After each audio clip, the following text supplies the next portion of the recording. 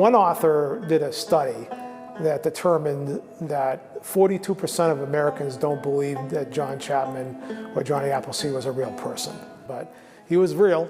250 years after the birth of Johnny Appleseed, the city of Leominster has an orchard it can be proud of. It's a people's farm, it's welcoming, it's run by volunteers. We formed it 24 years ago. This piece of property was scheduled to be 167 houses, and now it's 167 acres of open space. These are looking good. Vice President of the nonprofit Friends of Sholen Farms, Steve Smith, began as a volunteer here.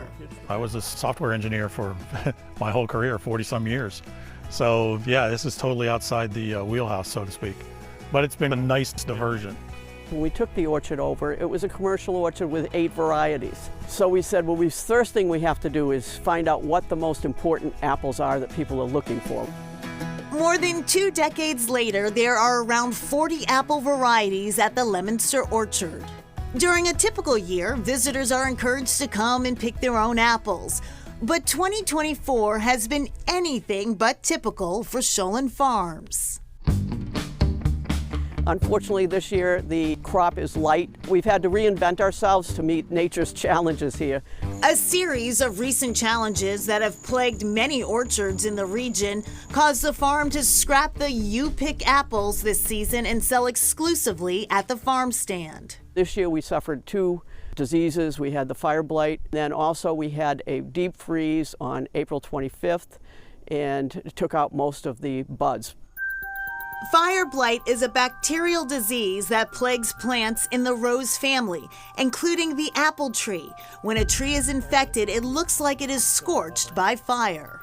Our warm, moist springs are what spur fire blight and which cause the trees to become infected. The bees actually spread the fire blight from tree to tree through the blossoms.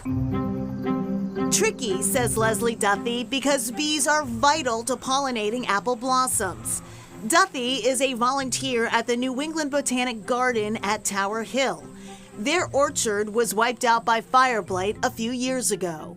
Before we cut the trees, we had a gentleman come and he took scion wood from each of our trees and then recreated our collection. So after 2 years, our trees came back, and 3 springs ago, we replanted the orchard. Growing an apple tree isn't as simple as Disney's romanticized version of Johnny Appleseed. For example, if you plant a seed from a Red Delicious apple, it isn't a guarantee that a Red Delicious apple tree will grow. Apple seeds are genetically different from the fruit in which they grow. If you collected a seed from your apple that you're eating and you plant it, you will get something very different than what you ate. This is the rootstock here, and right here where there's a piece of tape here. This is where we cut the rootstock off and attached the scion wood. The tree is grafted together now, and this will actually go into our orchard and replace a tree that has died. Tower Hill's orchard has more than 260 trees and nearly 120 varieties of apple. Some of them date back to the 1600s. For 25 years, Dawn Davies has worked with the plants at Tower Hill.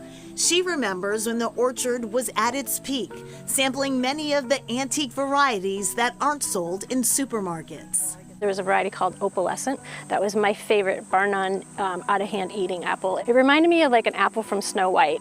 There's one that was from 1598 called Calvel Blanc, and it was actually one that they've seen in French historic paintings. Another variety was cool, was Wolf River. No lie, probably I would say easily a pound and a half a piece. And I think I'd actually have to cut that one because I don't think I could fit the apple in my mouth. It was so big.